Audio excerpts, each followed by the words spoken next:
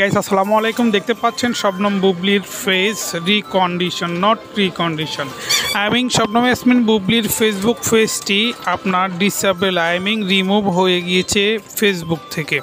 তো দেখুন এখানে আরও কি আছে বিস্তারিত জানতে ভিডিওটি দেখুন এবং কেন এটা ঘটেছে আপনারা অবশ্যই জানতে পারবেন। সম্পূর্ণ দেখতে থাকুন।